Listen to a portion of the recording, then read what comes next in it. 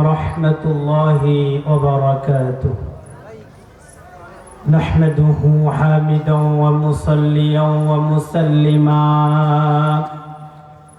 أما بعد فأعوذ بالله من الشيطان الرجيم. بسم الله الرحمن الرحيم.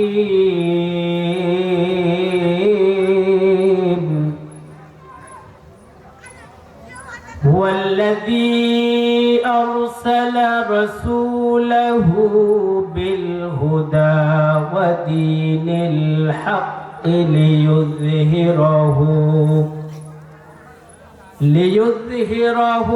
على الدين كله ولو كره المشركون. يا ربنا قال الله سبحانه وتعالى آمرا ومخبرا للمؤمنين والمؤمنات إلى يوم القيامة إن الله وملائكته يصلون على النبي يا أيها الذين آمنوا صلوا عليه وسلموا تسليما. اللهم صل على। পিছনের ভাইরা সবাই সামনে আসেন। রাসূলের প্রতি মহব্বত ভালোবাসা আমাদের অন্তরে আছে না নাই? আর একটু জোরে বলেন, আছে না নাই? যদি থাকে তাহলে অন্তরে দরদ দিয়ে সবাই রাসূলের প্রতি দরুদ পড়ি। আল্লাহুম্মা মাওলানা মুহাম্মদ ওয়া আলা আলি সাইয়্যিদিনা মাওলানা মুহাম্মদ। পৃথিবীতে কেউ স্থায়ী হয় না, হোক না সে ফেরাউন কিবা নমরুদ। কেউ ভবে চিরকাল রয় না, ঠিক কিনা? ক্ষমতায় কেউ স্থায়ী হয় না, ক্ষমতায় কেউ স্থায়ী হয় না, হোক না সে খালেদা কিবা হাসিনা, ঠিক কিনা? কেউ ভাবে চিরকাল রয় না, ক্ষমতায় কেউ চিরকাল থাকে না। চিল্লায় বলেন ঠিক কিনা? আলহামদুলিল্লাহ। দোগাছি শাহপাড়া জামে মসজিদের উন্নয়ন কল্পে চতুর্থ বার্ষিকী তাফসিরুল কুরআন মাহফিলের সম্মানিত সভাপতি মহোদয়, উপস্থিত আছেন সভাপতি সাহেব সহ আরো অন্যান্য আমন্ত্রিত অতিথিবৃন্দ, আজকের মাহফিলের আমন্ত্রিত ওলামায়ে কেরাম, আমার সামনে উপবিষ্ট দিনদার ইমানদার পরহেজগার মুত্তাকি মুমিন ভাই ও বন্ধুগণ, স্নেহের কচিকাঁচা অনুজ বৃন্দ, পর্দার অন্তরালে অবস্থানরতা অবলা সরলা সর্বগুণে গুণান্বিতা আমার মা এবং বোনেরা, আলোচনার প্রারম্ভেই আনুষ্ঠানিকতার মধ্য দিয়ে আমার পক্ষ থেকে আবারও হৃদয় নিংড়ানো প্রাণ উজাড় করানো সালাম, আসসালামু আলাইকুম ওয়া রাহমাতুল্লাহ। আমিও কিন্তু এখনো খাই নাই। আমার গলার আওয়াজ কত দূর যায়? আপনি বলবেন যে হুজুর আপনি মাইকে বলেন তাই যায়, তাই নাকি? যারা পিছনে আছেন, পিছনের ভাইরা একটু জিকির করতে করতে সামনে আসি। ভাই যে কয়জন লোক আছি একটু সামনে বসি। লা ইলাহা ইল্লাল্লাহ, জোরে একটু উঠে আসেন ভাই। লা ইলাহা ইল্লাল্লাহ, লা ইলাহা ইল্লাল্লাহ, সুবহানাল্লাহ ওয়ালহামদুলিল্লাহ, লা ইলাহা ইল্লাল্লাহ, লা ইলাহা ইল্লাল্লাহ মুহাম্মাদুর রাসূলুল্লাহ। আলহামদুলিল্লাহ, আল্লাহ পাকের দরবারে শুকরিয়া আদায় করি। সবাই সমস্বরে একসঙ্গে বলে উঠছি আলহামদুলিল্লাহ। দরুদের সালাম বর্ষিত হোক বিশ্ব মানবতার একমাত্র মুক্তির দিশারি, যার আনিত আদর্শের মধ্যেই রয়েছে সফলতা, মুক্তি, কামিয়াবি। চিল্লায় এখন ঠিক কিনা? তিনি আপনার আমার কলিজার টুকরা প্রিয় নবীজি মুহাম্মাদুর রাসূলুল্লাহ। সবাই পড়ি সাল্লাল্লাহু আলাইহি ওয়াসাল্লাম। সম্মানিত মুসলমান ভাই ও বন্ধুরা, আজকে আমি আপনাদের সামনে মহাবিশ্বের মহাবিশ্বয় মহাগ্রন্থ আল কোরআন আল কারীম থেকে কিছু কথা বলবার চেষ্টা করব ইনশাআল্লাহ। কোরআন থেকে কথা বললে আজকে এক শ্রেণীর মানুষ আছে যাদের সহ্য হয় না। কথা কোন ঠিক কিনা? কোরআনকে সহ্য করে না, কোরআনের আলোচনা, কোরআনের বিধান পছন্দ হয় না, এমন মানুষের অভাব এই পৃথিবীতে নাই। কথা কোন ঠিক কিনা? প্রিয় ভাইয়েরা আমার, যদি কোরআন কেউ অ্যাভয়েড করে, কোরআন যদি কেউ পরিত্যাগ করে, কোরআন যদি কেউ না মানে, না পড়ে, না বুঝে, আমল না করে, তাহলে আল্লাহ রাব্বুল আলামিন বলতেছেন ওয়ামান আ'রাদা আন যিকরি ফাইন্না লাহু মাঈশাতান দানকা ওয়া নাহশুরুহু ইয়াওমাল কিয়ামাতি আ'মা। আল্লাহু আকবার। আল্লাহ বলেন ওয়ামান আ'রাদা আন যিকরি, যে ব্যক্তি আমার স্মরণ থেকে মুখ ফিরিয়ে নেয়। যিকরি, জিকির মানে তাফসীরের মধ্যে মুফাসসিরিন ইকরাম বলতেছেন এখানে জিকির মানে বোঝানো হয়েছে কুরআন। কি বোঝানো হয়েছে? কুরআনকে বোঝানো হয়েছে।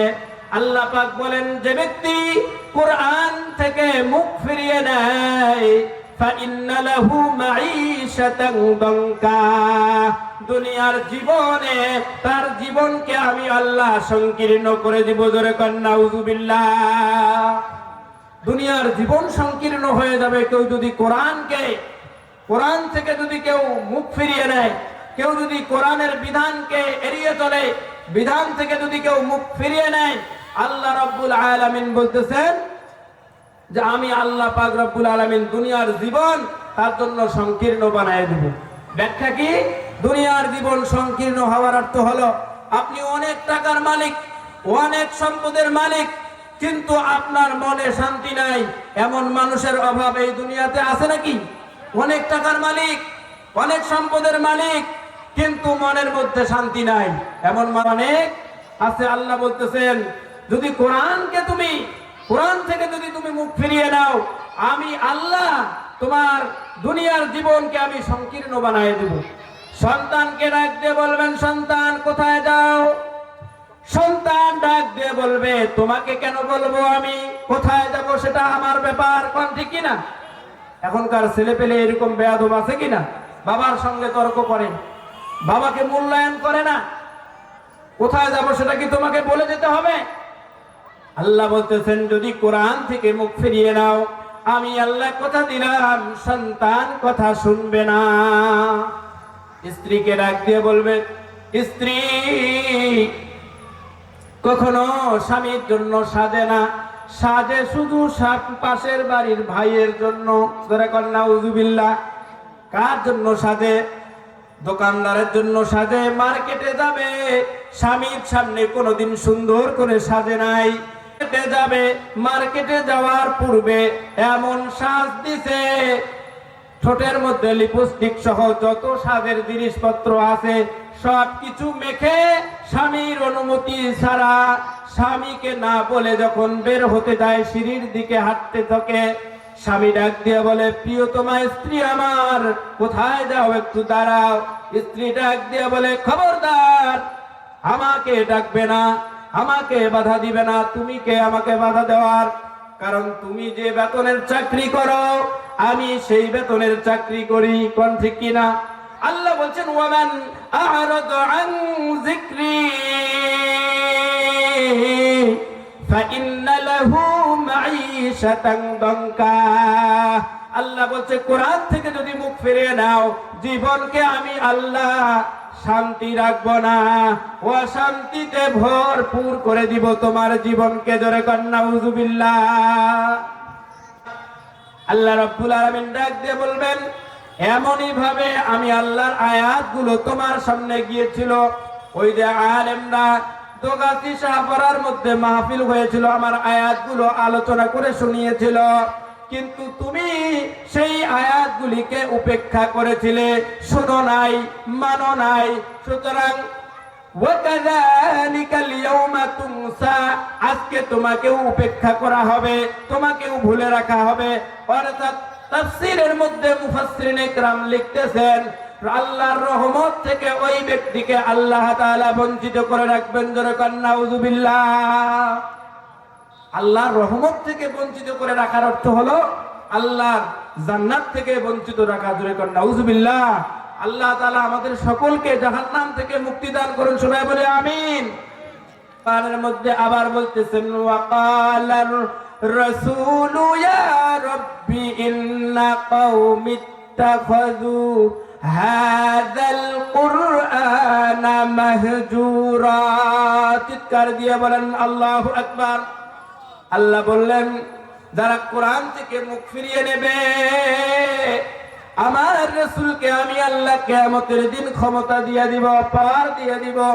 আমার রাসূল সেই দিন আমি আল্লাহর কাছে মামলা দিয়ে দিবে। বলুন তো, রাসূল যদি কারো ব্যাপারে মামলা দেয়, তার কি আর বাঁচার কোনো উপায় থাকবে নাকি? থাকবে? কারো বাঁচার উপায় থাকবে না। আমার আপনার নবী, কলিজার টুকরা প্রিয় নবীজি মুহাম্মাদুর রাসূলুল্লাহ সাল্লাল্লাহু আলাইহি ওয়াসাল্লাম সেই দিন বলবেন, ইয়া রাব্বি, হে আমার রব, ইন্না কওমি, নিশ্চয় আমার কওম, আমার জাতি, আমার উম্মত, হাযাল কুরআনা মাহজুরা, কোরআনকে এড়িয়ে চলেছে, পরিত্যাগ করেছে। কোরআনের বিধান ভালো লাগে নাই, কোরআন পড়ে নাই, কোরআন শুনে নাই, কোরআন মানে নাই, কোরআন দিয়ে জীবন পরিচালনা করে নাই।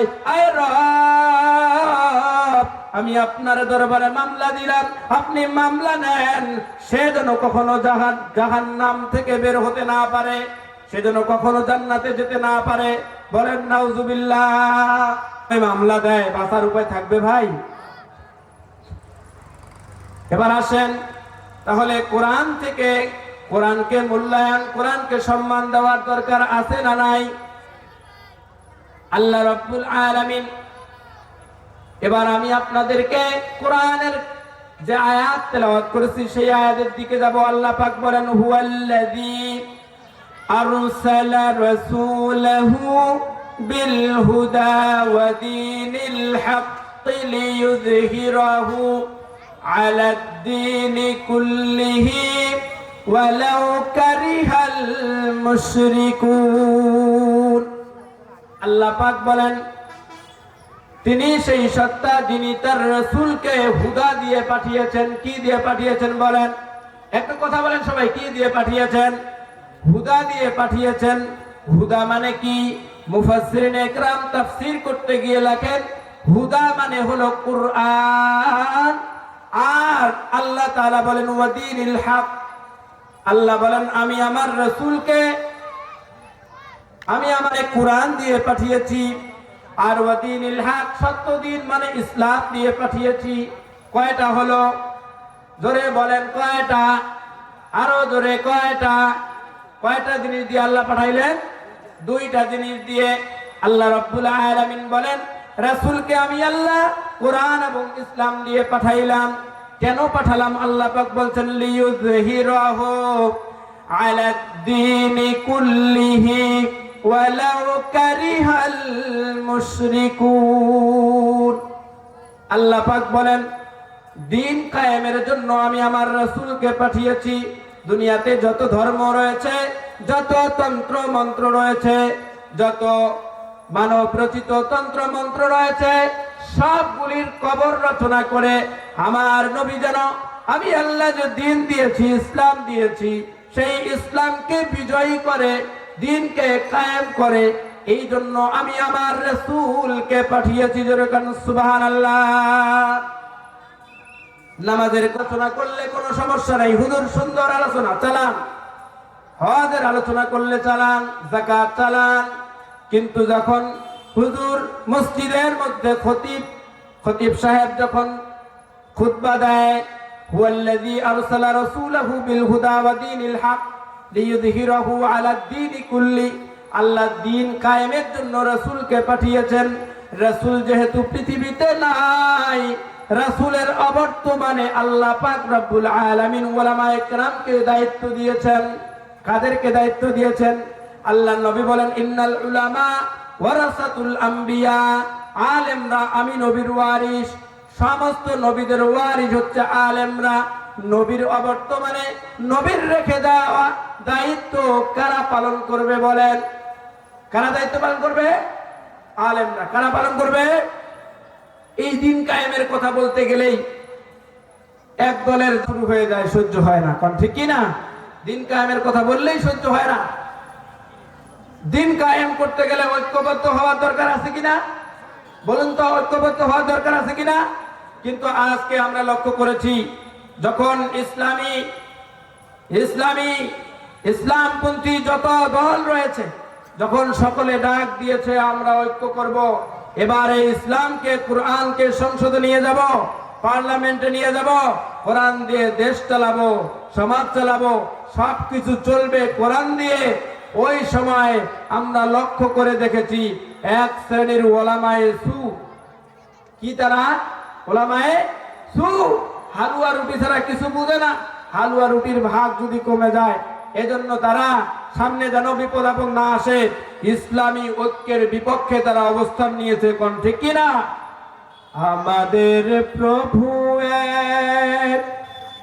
এক নবীর উম্মত, জীবন বিধানে ওই শিবানী কোরআন। ঠিক কিনা? তবে কেন এক নও হে মুসলমান, এক হও করিয়া আহ্বান।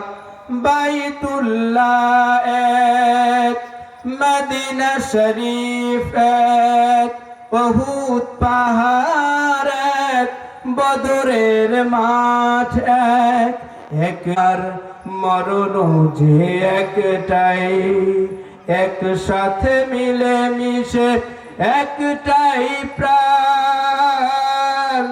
তবে কেন এক নাও হে মুসলমান, এক হও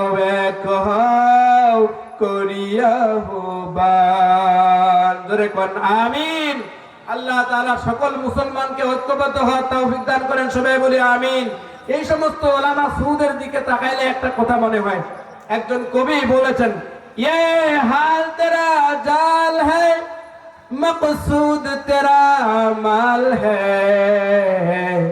ये हाल तेरा जाल है, मकसूद तेरा माल है। क्या अजब तेरा चाल है, लाखों को अंधा कर दिया। বলতেছেন এই সমস্ত ওলামায়ে কেরাম, ওলামায়ে সুদের দিকে তাকায়া একজন কবি সুন্দর করে বলতেছেন, ये हाल तेरा जाल है, এই যে তোমার টুপি, এই যে তোমার পাঞ্জাবি, এই যে তোমার পাগড়ি, এগুলো সব হচ্ছে জাল, নকল, মানুষকে দেখানোর জন্য। যদি মানুষকে দেখানোর জন্য না হতো, সামান্য 2টা আসনের জন্য ইসলামী ঐক্যের বিরুদ্ধে ফতোয়া দিতে পারতে না। চিল্লায়ে কোন ঠিক কিনা? মুসলমান ভাইরা আমার কথাগুলো গভীরভাবে বোঝার চেষ্টা করেন। কবি বলতেছেন, তোমার এই বেশভূষা, তোমার এই জামা কাপড়, এই পাঞ্জাবি সব কিছু নকল। মকসুদ তেরা মাল হ্যায়, তোমার উদ্দেশ্য হচ্ছে মাল কামাই করা, 2টা আসন নেওয়া, যেন বিপদ আপদে থাকতে না হয়। মাদ্রাসা, মসজিদ, খানকা সব কিছু যেন ঠিকভাবে চলে, এই জন্য তুমি এই বেশ ধরেছ। আসলে তুমি দিনের কিছু বুঝো না, আসলে তোমাকে আলেম বলা ঠিক কি ঠিক না? জোরে কোন ঠিক কি না? হাল তেরা জাল হ্যায়, মকসুদ তেরা মাল হ্যায়, তোমার টুপি পাঞ্জাবি এটা নকল, মানুষকে দেখানোর জন্য, উদ্দেশ্য হচ্ছে মাল কামাই করা। क्या আজব তেরা চাল হ্যায়, কবি বলতেছেন তোমার কৌশল, তোমার কায়দা কত আজীব, কত আশ্চর্যজনক। তুমি লাখো লাখো মানুষকে অন্ধের মতো ধোকা দিচ্ছ, কোন ঠিক কিনা? যে ভাইরা আমার, দিন কায়েম করা হলো ফরজ। দিন কায়েম করা কি? আরেকটু জোরে বলেন, দিন কায়েম করা কি? দিন কায়েম করা হলো ফরজ। এই দিন কায়েমের কথা বিগত 16 বছর যারা বলেছিল, নিজের বাড়িতে ঘুমাতে পারে নাই, কোন ঠিক কিনা? আওয়াজ না দিলে কি বুঝি, কোন ঠিক কিনা? মুসলমান ভাইরা আমার, দিন কায়েমের কথা যারা বলতো, তারা নিজের বাড়িতে থাকতে পারে নাই, জেলখানায় ওই মেঝের মধ্যে ঠান্ডার দিনে ঘুমাতে হয়েছে। দিন কায়েমের কথা বলতে গিয়ে ইসলামী আন্দোলনের প্রথম সারির 11 জন নেতাকে জীবন দিতে হয়েছে, শহীদ হতে হয়েছে, কোন ঠিক কিনা? শেষ পর্যন্ত কোরআনের পাখি আল্লামা সাইদি রাহিমাহুল্লাহকে দিন কায়েমের কথা, দিন কায়েমের আন্দোলন করার কারণে জীবন দিতে হয়েছে। এ বন্ধু, গভীরভাবে বুঝার চেষ্টা করো, এই ইসলামী আন্দোলনের কর্মীরা কিয়ামতের দিন আল্লাহ যখন তাদেরকে সুখে শান্তিতে রাখবেন, জান্নাত দিবেন, এই জান্নাতে ভালো অবস্থা দেখে, সুখে শান্তিতে দেখে এই জাহান্নামীরা, ইসলাম বিরোধীরা, কোরআন বিরোধীরা, ইসলামী আন্দোলন বিরোধীরা, দিন কায়েম বিরোধীরা, যারা আলেমকে হত্যা করেছে, তারা সেই দিন আলেমদের সাথে একটু খাতির করার চেষ্টা করবে, একটু সম্পর্ক ভালো করার চেষ্টা করবে। দেখবে যে আজকে দেখি একটু আলেমের সাথে, ওই পাঞ্জাবিওয়ালার সাথে একটু সম্পর্ক করে দেখি বাঁচা যায় কিনা।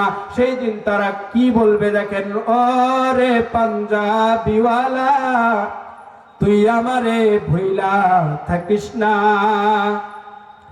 ওরে পাঞ্জাবিওয়ালা তুই আমারে ভুইলা থাকিস না। তুই যদি যাস মোরে ভুলে, আমি যাব জাহান্নামে, ঠিক কিনা? যদি যাস মোরে ভুলে, আমি যাব জাহান্নামে। তোদের ছাড়া বাঁচার উপায় নাই রে পাঞ্জাবিওয়ালা, তুই আমারে ভুইলা থাকিস না। সেই দিন তারা আরো বলবে, পাঞ্জাবিওয়ালার এতই গুণ, আগে জানলে করতাম না খুন। এই কথা বল না কেন? পাঞ্জাবিওয়ালার এতই গুণ, আগে জানলে করতাম না খুন। তোদের ছাড়া বাঁচার উপায় নাই রে পাঞ্জাবিওয়ালা, তুই আমারে ভুইলা থাকিস না, ওরে পাঞ্জাবিওয়ালা। নারায়ে তাকবীর, লিল্লাহে তাকবীর।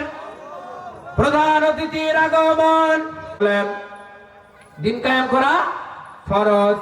আল্লাহ রাব্বুল আলামিন বলেন, আন আকিমুদ্দিনা ওয়া লা তাতাফাররাকু ফি। আল্লাহ পাক বলেন, তোমরা দিন কায়েম করো। তার মানে দিন কায়েম করা ফরজ, নফল নয়। নামাজের কথা বললে বন্ধু ভালো লাগে কেন? দিন কায়েমের কথা বললে ভালো লাগে না কেন? বুঝতে হবে ইমানের মধ্যে ভেজাল আছে। চিল্লাই কোন ঠিক কিনা? বন্ধুরে, যদি আমি আপনি জান্নাতে যেতে চাই, কোরআনের সামান্য কিছু মানব, আর সুবিধা মতো মানব। যতটুক মানলে আমার সুবিধা হবে, যতটুক মানলে আমি বিপদে পড়ব না, ততটুক মানব। আর যেই বিধান মানতে গেলে আমার জীবনে হামলা মামলা, জেল জুলুম জরিমানা, আয়না ঘরে থাকা সহ যত কষ্ট আছে, এই কষ্টগুলা আসবে, ওই বিধানগুলো আর তখন আমি মানব না। পাশ কেটে আমরা ওই দিক থেকে বের হয়ে যাই। অনেক মুসলমান এমন আছে না নাই?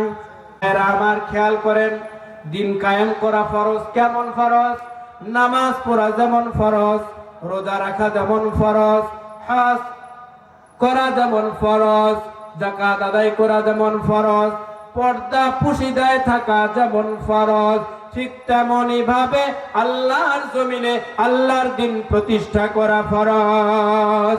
কিন্তু আমরা আজকে এই বিধানটা ভুলে গেছি, আমরা এই বিধানের মধ্যে নাই। আছি নাকি? দিন কায়েমের কথা শুনলে আমার মন ভালো হয় না, ভালো লাগে না, অথচ এটা ফরজ। আল্লাহ রাব্বুল আলামিন বলেন, আকিমুস সালাতা ওয়া আতুজ যাকাতা ওয়ারকাউ মা'আর রাকিঈন। চিৎকার দিয়ে বলেন সুবহানাল্লাহ।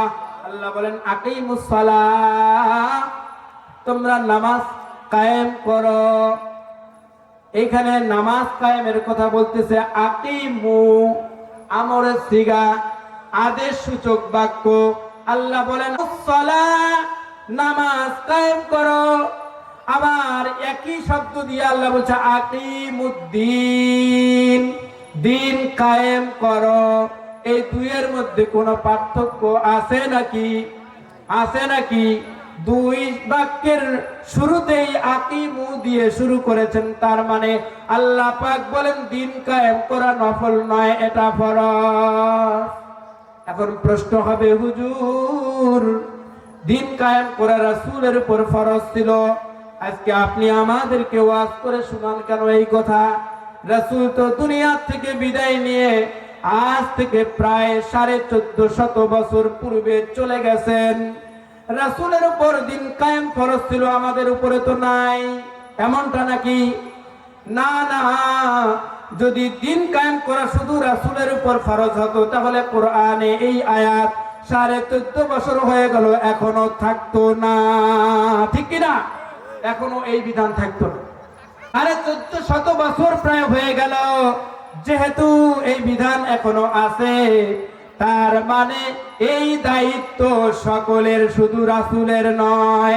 আল্লাহ রাব্বুল আলামিন বলেন এই দায়িত্ব কি শুধু আমার নবীর ছিল, মুহাম্মদ সাল্লাল্লাহু আলাইহি সাল্লামের ছিল, আর পূর্বে যারা এসেছিল তাদের প্রতি কি এই দায়িত্ব ছিল না? আল্লাহ পাক বলেন না না, শারআ লাকুম মিনাদ-দীন মা ওয়াসা বিহি নূহা ওয়াল্লাযী আওহাইনা ইলাইকা وما وصينا به إبراهيم وموسى وعيسى أن أقيموا الدين ولا تتفرقوا فيه। জোরে কোন সুবহানাল্লাহ। আমার ভাইয়েরা গভীরভাবে বোঝার চেষ্টা করেন। আল্লাহ বলেন দিন কায়েমের দায়িত্ব শুধু আমার রাসূলের উপর ছিল না, এই দায়িত্ব নবী ইব্রাহিম আলাইহিস সালামের উপরে ছিল, নবী মুসা কালিমুল্লাহর উপরে ছিল, নবী ঈসা রূহুল্লাহর উপরে ছিল। তার মানে শুধু নবীর উপরে নয়, নবীর পূর্বে যারা এসেছিলেন সকলের উপরে যে দায়িত্বটা ছিল সেটা হলো দিন কায়েম করা। ঠিক, দিন কায়েমের পথে যারা অবিচল তারা হলো আল্লাহর প্রিয়জন। দিন কায়েমের পথে যারা অবিচল তারা হলো আল্লাহর প্রিয়জন। আল্লাহর প্রিয়জন হতে চাই কি চাই না? আরো জোরে বলেন, চাই কি চাই না? আমার ভাইয়েরা খেয়াল করেন, বলছিলাম আমাদেরকে ঐক্যবদ্ধভাবে দিন কায়েমের আন্দোলনে শরীক হতে হবে। দিন কায়েমের ব্যাপারে কোনো স্যাক্রিফাইস চলবে না, কোন ধরনের ফতোয়াবাজি, ওয়ালা তাতাফাররাকু ফি। আল্লাহ বলেন কোনো মতবিরোধ চলবে না। নামাজ তুমি কেউ পড়ে বুকের উপরে হাত বেঁধে, কেউ পড়ে নাভির নিচে হাত বেঁধে, কেউ পড়ে নাভির উপরে হাত বেঁধে। আল্লাহ বলছে এগুলো বিষয়ে মতভেদ থাকতে পারে, কারণ এগুলো মৌলিক কোনো বিষয় নয়। এগুলো আল্লাহ বলেন তুমি যদি হাত না বাঁধো এরপরেও কিন্তু তোমার সালাত আদায় হয়ে যাবে। কিন্তু বন্ধুরে যদি দিন কায়েম না করো, দিন কায়েমের জন্য চেষ্টা না করো, তাহলে আমি আল্লাহর দরবারে আসামির কাতারে দাঁড়াতে হবে। জোরে কান নাউযুবিল্লাহ। এবার আসেন, আল্লাহ পাক বলতেছেন আকিমুদ্দিন, দিন কায়েম করো। আমার দেশের কিছু মৌলভী ওলামায়ে সু, লেখাপড়া নাই, এরা দোয়ার মধ্যে বলে আল্লাহ ওগো রব, ওগো মালিক, আপনি দয়া করে এই জমিনে দিন কায়েম করে দেন। বলুন তো, দিন কায়েম করার দায়িত্ব এটা আল্লাহর না বান্দার? আর একটু জোরে বলেন কার? কথা বলেন না যে আপনাদের মন খারাপ নাকি? মন খারাপ? বলুন, দিন কায়েমের দায়িত্ব এটা আল্লাহর না বান্দার? বান্দার দায়িত্ব। কিন্তু বান্দা যদি আল্লাহ আল্লাহ বলতেছে দিন কায়েম করো, আর আমি যদি উল্টা আল্লাহকে বলি আল্লাহ আপনি দিন কায়েম করে দেন, বলুন তো উল্টা হলো কিনা? এই সমস্ত মৌলবীদের পিছনে আল্লাহর গজবের ফেরেশতারা ওই লোহার হাতুড়ি, জাহান্নামের মধ্যে লোহার হাতুড়ি নিয়ে এদের পিছনের মধ্যে ফেরেশতা হবে অন্ধ, ফেরেশতা হবে বধির, দেখতে পায় না, শুনতে পায় না, বুঝতে পারে না, এমন ফেরেশতা নিযুক্ত করা হবে। আর এই সমস্ত ফেরেশতাদেরকে দিয়া আল্লাহ রাব্বুল আলামিন, যারা কুরআনকে সম্পূর্ণ রূপে মানে নাই, মানার চেষ্টা করে নাই, আল্লাহ রাব্বুল আলামিন ওই ফেরেশতাদেরকে দিয়া এদেরকে শাস্তি দিবে। জোরে কান নাউযুবিল্লাহ। নারায়ে তাকবীর। হইল না ভাইজান? নারায়ে তাকবীর। লিল্লাহে তাকবীর। তৃতীয় বক্তার আগমন, মিজানুর রহমান, মিজানুর রহমান জিহাদি ভাইয়ের আগমন। মিজানুর রহমান জিহাদি ভাই, তিনি আমাদের মাঝে উপস্থিত হয়েছেন। আমি আপনাদেরকে এই সামান্য সময়ে যে বিষয়টি বোঝানোর চেষ্টা করেছি, তা হলো আল্লাহ রাব্বুল আলামিন তার হাবিবকে দুইটা জিনিস দিয়া পাঠাইছেন। কয়টা? সংক্ষেপে বলে দেই, কয়টা? দুইটা। এক নাম্বার হুদা, দুই নাম্বার হচ্ছে দ্বীনে হক, সত্য দিন ইসলাম। এই দুইটা জিনিস দিয়ে আল্লাহ পাঠাইছেন কেন? লিইয়ুযহিরাহু আলা দ্বীনি কুল্লিহি, নবী যেন পৃথিবীতে এসে সকল দ্বীনের উপর, সকল ধর্মের উপর, সকল জীবন ব্যবস্থার উপর যেন নবী দ্বীন ইসলামকে বিজয় করতে পারে, কায়েম করতে পারে, সেই জন্য আমার রাসূলকে আল্লাহ পাঠিয়েছেন। ঠিক কিনা? এই দ্বীন কায়েমের ব্যাপারে আজকে অনেকেরই চুলকানি। এই ধরনের মুসলমান নিজেদেরকে দাবি করলে আপনি যদি কাজ করতে নাও পারেন, আপনি যদি কাজ, সমাজের মধ্যে একটা কথা আছে, কারো উপকার করতে না পারলে আমি কারো ক্ষতি করি না, এমন একটা কথা আছে না? দিন কায়েমের কাজ যদি আপনি নাও করেন, হয়তো এটার জন্য আপনাকে সামান্য কিছুদিন জাহান্নামে থাকতে হবে, কিন্তু যদি দিন কায়েমের আন্দোলনের বিরোধিতা করেন, বিরুদ্ধে ফতোয়া দেন, আজকে এখন কয়টা বাজে, কোন দিন, কত তারিখ লিখে নেন, কিয়ামতের ময়দানে আপনিও কিয়ামতের ময়দানে দাঁড়াবেন আল্লাহর সামনে, আমরাও দাঁড়াবো। আপনাকে আল্লাহর সামনে জবাব দিয়ে এরপরে সামনে এগোতে হবে। কোন ঠিক কিনা? ফতোয়া দেওয়ার সুযোগ নেই, ফতোয়াবাজি করার সময় এখন নয়। এখন সময় এসেছে, সময় এমন একটি সুবর্ণ সময় এসেছে, যে সময় দিন কায়েম করা সহজ হবে যদি ইসলামপন্থীরা এক হয়ে যায়। এক হওয়ার দরকার আছে। আল্লাহ বিজয় দান করবেন। এখন এই কথা শুনে অনেকেই হাসবেন। বাইরের থেকে, চায়ের হোটেল থেকে বিগত 16 বছর যখন বাইরের থেকে আলোচনা শুনতো আর হাসতো, এরা নাকি শেখ হাসিনাকে, স্বৈরাচারকে নাকি পিটাবে, স্বৈরাচার নাকি, এর নাকি ধ্বংস হবে, এ নাকি শেষ হয়ে যাবে। তারা ভাবতো যতদিন বেঁচে আছে স্বৈরাচার, পালাতে পারবে না, কিন্তু সেই স্বৈরাচার পালাইছে কিনা? পালাইছে কিনা সেই কথা বলতে চাই না। আপনারা আমাদের কথা শুনে অনেক সময় হাসেন, আলেমদের কথা শুনে। আলেমরা কথা বলে দেখিয়ে দিয়েছে। আল্লামা সাইদি রাহিমাহুল্লাহ বলেছেন, আল্লামা সাইদ রাহিমাহুল্লাহ যে বদদুয়াগুলি করেছেন সেগুলো প্রতিফলিত হয়েছে, একেবারে প্রত্যেকটি কথা তার প্রতিফলিত হয়েছে।